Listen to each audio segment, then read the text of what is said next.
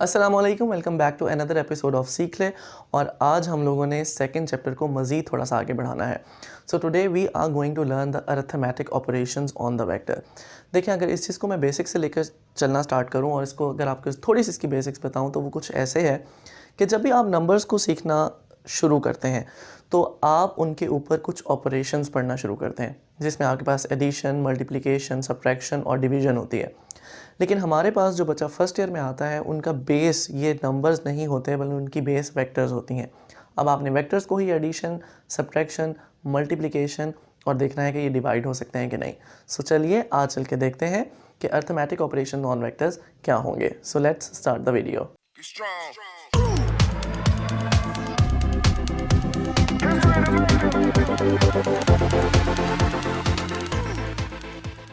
Welcome back. इस तमाम चीज़ को हम बड़ी आसानी से और जल्दी से स्टार्ट करते हैं और सबसे पहले देखते हैं कि हमारे पास एडिशन ऑफ वेक्टर्स जो है वो क्या है।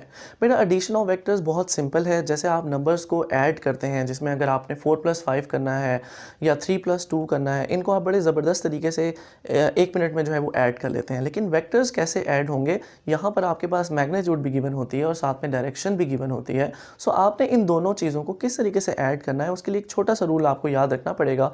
और एडिशन में जो ये रूल कहलाता है that is called head to tail rule. इस हेड टू टेल रूल की डेफिनेशन आपको बुक में भी मिल जाती है और ये डेफिनेशन कुछ इतना ज़्यादा मुश्किल नहीं है, लेकिन इस डेफिनेशन के 2 पार्ट हैं और आइए हम इस पर गौर करते हैं। सबसे पहले इस डेफिनेशन में वो ये कहता है कि आपने अपने वेक्टर्स को कुछ इस तरीके से प्लेस करना है कि आपके फर्स्ट वेक्टर के ऊपर सेकंड वेक्टर जो आप प्लेस करेंगे उसकी टेल आनी चाहिए। अब यहाँ पर हमें सबसे पहले तो वेक्टर्स के हेड और टेल का पता होना चाहिए। तो मैं आपको यहाँ पर वेक्टर का एक पार्ट जो है वो शो कर रहा हूँ और यहाँ आपको नज़र आ रहा होगा कि स्पेसिफिकली इस वेक्टर के 2 पार्ट्स जो हैं वो नज़र आ रहे हैं। एक एरो वाली साइड इस वेक्टर का हेड कहलाती है और जिस साइड पे कोई एरो नहीं है वो इस वेक्टर के टेल कहलाती है। अब ऐड करने के लिए, एडिशन के लिए आपको 2 या 2 से ज़्यादा वेक्टर्स जो हैं वो चाहिए होते हैं। सो लेट्स सी कि अगर आपके पास 2 वेक्टर्स ए और बी गिवन हैं इन अ स्पेसिफाइड डायरेक्शन, हम किस तरीके से इसको ऐड करेंगे। तो हमारी डेफिनेशन का पहला पार्ट ये कहता है कि आपने सेकंड वेक्टर को पहले वेक्टर के हेड के ऊपर रखना है। तो यहाँ पर मेरे पास सेकंड वेक्टर कौन बनता है, इसके लिए भी हमें 2 तरीके की एडिशन देखनी पड़ेगी।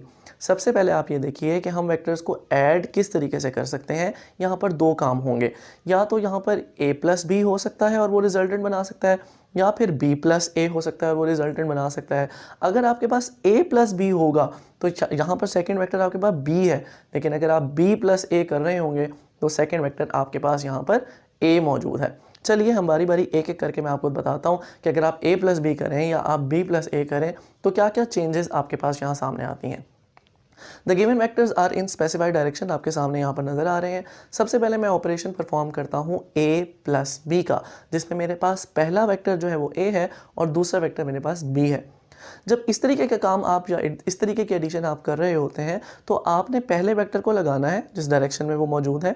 आप चाहें तो उसको रीड्रॉ कर सकते हैं, आप चाहें तो जो गिवन डायरेक्शन में है उसके ऊपर भी इसको ऐड कर सकते हैं। तो मैं इसको रीड्रॉ करता हूँ। जिस डायरेक्शन में a गिवन है आपको नज़र आ रहा है, मैंने उसके हेड के ऊपर b जो है उसको प्लेस किया है। तो जब मैं b को उठा के a के हेड के ऊपर रखता हूँ तो ये हेड टू टेल हो गया। अब रूल क्या है, हेड टू टेल रूल तभी बनता है और रिजल्टेंट तभी बनता है जब आपने इनको हेड टू टेल में लगा तो दिया, लेकिन अब आप एक लाइन ज्वाइन करेंगे from the tail of first vector to the head of last vector. तो जब आप ऐसा कर लें और ऐसे करने में कामयाब हो जाएं और आप एक लाइन ज्वाइन कर लें from the tail of first vector to the head of last vector, और एरो का भी आपने यहाँ पर ध्यान रखना है, और जहाँ पर आपके पास 2 एरोज जो हैं वो मिल रहे हों तो इसका मतलब है कि आपने एडिशन सही परफॉर्म कर ली है। So this is called the resultant, और ये हमारे पास रिजल्टेंट वेक्टर है जिसकी डायरेक्शन आपके सामने यहाँ पर गिवन है। तो इस तरीके से आप a+b और उसका रिजल्टेंट जो है वो फाइंड कर लेते हैं। अब हम इसका रिवर्स प्रोसेस देखते हैं। अब आपके पास जो है वो b+a आपने परफॉर्म करना है, हो तो यहाँ पर भी एडिशन ही रही है। तो यहाँ पर एडिशन किस तरीके से परफॉर्म होगी, यहाँ पे हमारे पास पहला वेक्टर जो है वो b है लेकिन दूसरा वेक्टर a है। अब आप b जिस गिवन डायरेक्शन में था उसको पहले प्लेस करें और उसके हेड पे आपने a को प्लेस करना है, लेकिन याद रहिए कि यहाँ पर इसका जो टेल है वो पहले वेक्टर के हेड के ऊपर जो है वो रिप्लेस होगी। ये तो हो गए हेड टू टेल, लेकिन अब आपने जब लाइन ज्वाइन करनी है तो वो आपने ज्वाइन करनी है from the tail of first vector जो कि यहाँ बी था to the head of last vector जो कि ए है, और ये आपके पास रिजल्टेंट बन गया। अगर आप इन दोनों रिजल्टेंट्स में गौर करें जिसमें a प्लस बी का रिजल्टेंट और b प्लस ए का रिजल्टेंट आपके पास गिवन है, तो इन दोनों रिजल्टेंट की डायरेक्शन आपको बिल्कुल सेम मिल रही है। और अगर आप इनके मैग्नीट्यूड पे भी गौर करेंगे और मैग्नीट्यूड्स को साथ रख के इसको ऐड करेंगे तो इनके मैग्नीट्यूड भी आप लोगों को सेम मिलेंगे। तो ये चीज़ हमें क्या बता रही है कि यहाँ पर a प्लस बी हमारे पास इक्वल है b प्लस ए के। जस्ट लाइक अगर आपने दो नंबर्स ऐड किए हैं जिसमें 4 प्लस 5 है या 5 प्लस 4 है, इन दोनों का सम इज इक्वल टू 9 होता है, तो यहाँ पर भी वेक्टर एडिशन में दोनों का सम एक दूसरे के बराबर है and this property is known as the commutative property. I hope आपको ये समझ आई होगी। मैं अपनी क्लास में भी बहुत सारी लाइव एग्जांपल्स ऐसे देता हूँ जो कि थोड़ा सा इंटरेस्टिंग होती हैं। तो आइए मैं यहाँ पर भी आपको एग्जांपल देता हूँ जो कि मैंने खुद ही किसी तरीके से क्रिएट कर लिया है, और ये बड़ी मज़ेदार एग्जांपल है हेड टू टेल को समझने के लिए।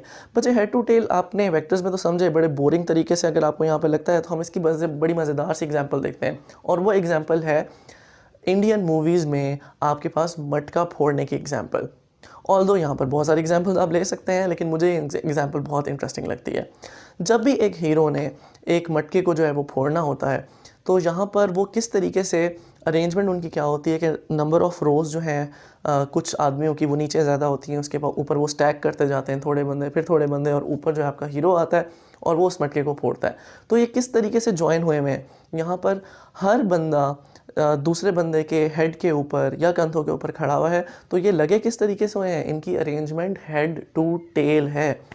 और इनका रूल कब बनेगा, अगर मैं एक रस्सी पहले बंदे की टांग से लेकर आखिरी बंदे के हेड तक बांध दूँ तो ये एक मैंने लाइन भी ज्वाइन कर दी है। So in this way the people are arrange in head to tail, और जिस तरीके से आपके वेक्टर्स अरेंज होते हैं हेड टू टेल, तो इस तरीके से आप एडिशन जो है वो परफॉर्म कर लेते होते हैं। The next step is subtraction of vector. Subtraction of vector भी बहुत सिंपल है, just like the addition of vector. यहाँ पर आपको मेरी बात बड़ी क्लिक कर रही होगी कि एडिशन और सब्ट्रैक्शन सेम कैसे हो सकते हैं। बेटा ये नंबर्स के केस में तो पॉसिबल नहीं होता, यानी 4 माइनस 5 या 5 माइनस 4 कभी भी इक्वल नहीं होते। लेकिन हमारे पास इधर भी ऐसा ही है, ये इक्वल तो नहीं होंगे, लेकिन क्या चीज़ ऐसी है जिस पे मुझे ये कहने को मजबूर कर दिया कि ये बिल्कुल एडिशन की तरह ही है। वो रूल्स हमारे पास हेड टू टेल ही है। देखें वेक्टर्स को सिर्फ एडिशन का रूल बताया गया है, इसमें सब्ट्रैक्शन का रूल तो बताया नहीं गया, कोई नया रूल तो नहीं बना लिया गया। तो करनी तो हमने अल्टीमेटली एडिशन ही है, लेकिन किस तरीके से वो आइए चल के देखते हैं। लेट्स सपोज हमारे पास जो है यहाँ पर दो वेक्टर्स गिवन है, जस्ट द सेम वे जैसे हम लोगों ने प्रीवियसली देखा है। एक डायरेक्शन वेक्टर ए की है, दूसरी वेक्टर बी की है। अब हमने a प्लस बी नहीं करना, बल्कि हम लोगों ने a माइनस बी करना है या b माइनस ए परफॉर्म करना है। तो सबसे पहले देखते हैं कि अगर आप a माइनस बी परफॉर्म करते हैं तो इसमें आप लोगों के पास क्या करना पड़ता है। अगर मैं इस इक्वेशन को जिसमें a माइनस बी आपको सामने लिखा हुआ नज़र आ रहा है, अगर मैं इसको थोड़ा सा रीअरेंज कर दूं और मैं कुछ ऐसे लिखूं दैट a प्लस ब्रैकेट में मैं माइनस बी लिख लूँ, तो अल्टीमेटली ये ब्रैकेट के अंदर जो माइनस है ये बाहर मल्टीप्लाई होके हो क्या जाएगा, a माइनस बी हो जाएगा। लेकिन चूंकि रूल मेरे पास एडिशन का अवेलेबल है तो ये दरमियान वाला प्लस बड़ा इंपॉर्टेंट है, और अब ये प्लस आपको ये बता रहा है कि आपने अल्टीमेटली एडिशन करनी है, लेकिन b के साथ नहीं, माइनस बी के साथ। तो आइए चल के देखते हैं कि माइनस बी क्या चीज़ है। बेटा जब भी किसी वेक्टर को आपने सब्ट्रैक्ट करना हो और उसके साथ वो सेकंड वेक्टर हो और माइनस का साइन लगा हुआ हो, तो आपने क्या करना है, सिंपल एक माइनस को मल्टीप्लाई कर देना है। जब भी आप माइनस को मल्टीप्लाई करते हैं विद द वेक्टर, तो इसकी डायरेक्शन एक जगह से हटकर ऑपोजिट डायरेक्शन में चली जाती है। अगर आपको यहाँ बी वेक्टर जो है वो राइट साइड पे नज़र आ रहा है और इसको मैं माइनस से मल्टीप्लाई करूँ तो बी की डायरेक्शन रिवर्स हो जाएगी, और अब ये वेक्टर जो है ये लेफ्ट साइड के ऊपर चला जाएगा। सिमिलरली जो हमारे पास गिवन क्वेश्चन था, इसमें भी हमने a माइनस बी परफॉर्म करना है, तो हम करने क्या लगे हैं, माइनस बी को मल्टीप्लाई करने लगे हैं, माइनस को मल्टीप्लाई करने लगे हैं b के साथ, और जैसे ही ये माइनस बी के साथ मल्टीप्लाई होता है इसकी डायरेक्शन रिवर्स हो जाएगी। अब आपने ऐड करना है a में b नहीं माइनस बी, तो जब आप माइनस बी ऐड करेंगे तो यहाँ पर आपने माइनस बी को प्लेस करना है a के हेड के ऊपर। सिमिलरली आपने एक लाइन ज्वाइन करनी है from the tail of first vector to the head of last vector, और ये आपके पास जो रिजल्टेंट बना, ये रिजल्टेंट आपके पास अब a माइनस बी का होगा, या इसे आप a plus into minus B भी लिख सकते हैं। इसमें कोई हार्ड एंड फास्ट रूल नहीं है। जिस तरीके से हमने a प्लस बी और b प्लस ए किया था, सब्ट्रैक्शन के केस में भी हम a माइनस बी और b माइनस ए करके देखते हैं। अब आपके पास b माइनस ए में सेकंड वेक्टर a है और a के साथ माइनस अप्लाई हुआ है, तो आप सबसे पहले माइनस मल्टीप्लाई कर लीजिए a के साथ। जैसे ही आप माइनस a के साथ मल्टीप्लाई करेंगे a की डायरेक्शन रिवर्स हो जाएगी, और अगर a की डायरेक्शन रिवर्स हो गई तो फिर आपने इसको b के हेड के ऊपर रखना है और एक लाइन ज्वाइन कर देनी है। जब आप एक लाइन ज्वाइन करेंगे और उसको b के हेड के ऊपर रख रहे हैं, सो नाउ ये आपके पास केस हो गया b माइनस ए का या b प्लस इंटू माइनस ए का। अब इन दो रिजल्टेंट्स के ऊपर आप गौर करें, जिस तरह a प्लस बी के केस में और b प्लस ए के केस में आपने रिजल्टेंट पे गौर किया था, यहाँ पर दोनों रिजल्टेंट की डायरेक्शन सेम नहीं है। तो हम इसके रिजल्ट में ये कह सकते हैं कि कभी भी subtraction of the vectors commutative नहीं होती। यहाँ पर हमारे पास a माइनस बी कभी भी b माइनस ए के इक्वल नहीं होगा, जस्ट लाइक द केस के 5 माइनस 4 माइनस 5 के बराबर नहीं होता। The third step is multiplication of a vector by a number, और ये बहुत सिंपल है। यहाँ पर आपको नज़र आ रहा है कि हमने वेक्टर को मल्टीप्लाई करना है, लेकिन एक वेक्टर के साथ नहीं, एक नंबर के साथ जो कि स्केलर है। आगे एक टॉपिक ज़रूर आएगा जहाँ पे हम वेक्टर की जो है वो मल्टीप्लिकेशन कुछ ऐसे देख रहे हैं कि वेक्टर वेक्टर के साथ मल्टीप्लाई हो रहा है, लेकिन यहाँ पर जो आपके पास बुक में टॉपिक है वो ये है जिसमें एक वेक्टर को एक नंबर यानी कि स्केलर के साथ मल्टीप्लाई किया जा रहा है। और ट्रस्ट मी, ये बहुत सिंपल है और बहुत ईजी है। जब भी आप एक वेक्टर को किसी नंबर स्केलर के साथ मल्टीप्लाई करते हैं, जस्ट लाइक आपने उसको 2 के साथ मल्टीप्लाई कर दिया, 3 के साथ मल्टीप्लाई कर दिया, या मैं जनरली बोलूँ कि एक n नंबर है मेरे पास जो कि 0 से तो बड़ा है और उसके साथ आपने इस वेक्टर को मल्टीप्लाई किया है, तो ये n टाइम्स द वेक्टर हो जाएगा। अब ये n क्या चीज़ है? ये सिंपल एक नंबर है। हाँ, 0 से बड़ा ये इसलिए है कि अगर आप 0 से मल्टीप्लाई करते हैं किसी चीज़ को और इसको मैं इज इक्वल टू 0 रखता हूँ, तो तब ये वेक्टर 0 हो जाएगा। तो यहाँ पर आप देखिए मेरे पास एक वेक्टर a है इन अ स्पेसिफाइड डायरेक्शन। अगर मैं इसको 2 से मल्टीप्लाई करता हूँ तो ये वेक्टर 2a हो जाता है, यानी it becomes double the length of the original vector. 3 से मल्टीप्लाई करता हूँ तो 3 टाइम्स द a हो जाएगा। लेकिन अगर मैं इसे माइनस से मल्टीप्लाई कर दूँ तो ये 3 टाइम्स द a तो होगा, लेकिन अब 3 के साथ क्योंकि माइनस अवेलेबल है तो इसकी डायरेक्शन ऊपर से नीचे आ जाएगी, इसका एरो हेड चेंज हो जाएगा। This is all about the multiplication of the vector. इसके बाद हम लोग परफॉर्म करते हैं unit vectors. Unit vectors are very important. Unit vector जिस तरीके से कायदे आज़म ने बताया कि यूनिटी फेथ डिसिप्लिन, एक हो जाओ, यूनिटी का मतलब ही एक है, तो यहाँ पर भी आपके दिमाग में ये आना चाहिए कि यूनिट वेक्टर एक ऐसा वेक्टर है जिसकी मैग्नीट्यूड 1 है और इसकी एक स्पेसिफाइड डायरेक्शन भी हुआ करती है। तो यूनिट वेक्टर्स हम लोगों को डायरेक्शन बताता है, और डायरेक्शन के लिए हम लोग पहले ही पढ़ चुके हैं कि हमारे पास x, y और z कोऑर्डिनेट सिस्टम मौजूद है। तो चूंकि आपके पास यहाँ per unit vector direction show कर रहा है तो मैं आपको कोऑर्डिनेट शो कर देता हूँ। और अगर आपके पास एक ऐसा वेक्टर अवेलेबल है जो कि x की डायरेक्शन में जा रहा है, तो उसको हम बोलते हैं कि ये x की डायरेक्शन में एक यूनिट वेक्टर है जिसकी मैग्नीट्यूड 1 होगी। अगर y की डायरेक्शन में जा रहा है तो ये y की डायरेक्शन में एक यूनिट वेक्टर है जिसकी वैल्यू 1 होगी, और z की डायरेक्शन में भी सेम। लेकिन अब ये तीनों कोऑर्डिनेट्स एक दूसरे के 90 डिग्री पर हैं, ये रेक्टेंगुलर कंपोनेंट्स हैं, तो फ़र्क कैसे पता लगेगा कि यूनिट वेक्टर x की डायरेक्शन पे कौन सा है, y की डायरेक्शन पे कौन सा और z की डायरेक्शन पे कौन सा? तो यहाँ पर हम कुछ स्पेसिफिक रिप्रेजेंटेशंस यूज़ करते होते हैं, और ये through out the book, through out the engineering आप जहाँ तक भी पढ़ेंगे ये ऐसे ही सेम रहना है।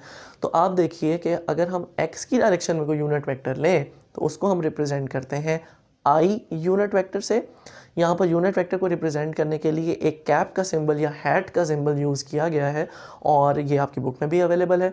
तो इसको i कैप में बढ़ता हूँ या इसको i यूनिट वेक्टर पढ़ सकता हूँ। y की डायरेक्शन में j कैप, j हैट या j यूनिट वेक्टर, और z की डायरेक्शन में k कैप, k हैट या k यूनिट वेक्टर होता है। अगर आप अपने वेक्टर की डेफिनेशन पर गौर करें तो वेक्टर की डेफिनेशन में ये आता है कि वेक्टर एक ऐसी फिजिकल क्वांटिटी है जिसमें मैग्नीट्यूड भी अवेलेबल है और डायरेक्शन भी अवेलेबल है। अगर हम इस सेंटेंस वाइज डेफिनेशन को मैथमेटिकल टर्म्स में चेंज करें तो आप ऐसे कह सकते हैं कि एक वेक्टर जिसकी रिप्रेजेंटेशन हमने पढ़ी थी कि इसके ऊपर एरो हेड लगाते हैं, तो एरो हेड वाला एक वेक्टर बराबर है मैग्नीट्यूड के, इसके अंदर मैग्नीट्यूड अवेलेबल है। तो मैग्नीट्यूड सिर्फ तादाद होती है, उसको हम रिप्रेजेंट कर सकते हैं सिंपल a के साथ, या इसके आगे पीछे आप 2 पैरेलल लाइंस लगा दें, ये भी मैग्नीट्यूड को रिप्रेजेंट करता है। अगर आपकी बुक में ये तरीका नहीं है तो आप सिंपल a भी लिख सकते हैं।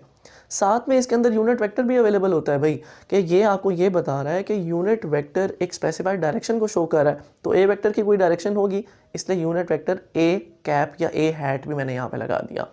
तो ये आपके पास इसका फॉर्मूला बन गया। अगर आप यहाँ से यूनिट वेक्टर निकालना चाहते हैं, ए कैप को अलग करना चाहते हैं, तो इसको आप यहीं रख लीजिए और मैग्नीट्यूड वेक्टर के साथ जाके डिवाइड हो जाएगी। So it will be like a unit vector is equal to a vector over a magnitude.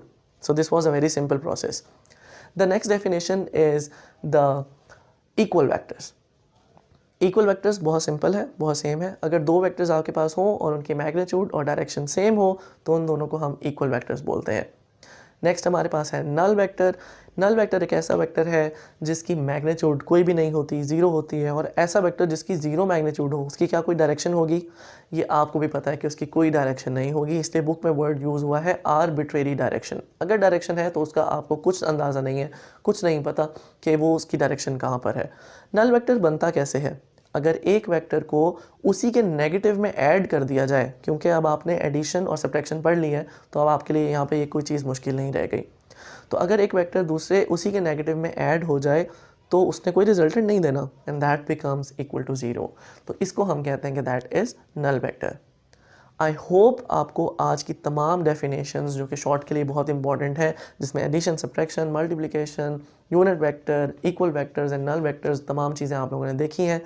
आप इन्हें अच्छे तरीके से करेंगे और हम अपनी नेक्स्ट वीडियो में मूव करेंगे towards the resolution of the vectors. So I hope आपको आज की वीडियो पसंद आई होगी और इसे आप अच्छे तरीके से देखेंगे। मेरे चैनल को लाइक एंड सब्सक्राइब करना ना भूलें और साथ में बेल आइकन भी ज़रूर दबाएं, क्योंकि अगर आप बेल आइकन नहीं दबाएंगे तो आपको नोटिफिकेशंस नहीं मिल सकेंगी। Thank you so much, keep remembering me in your prayers and best wishes. Thank you so much, अल्लाह हाफिज़।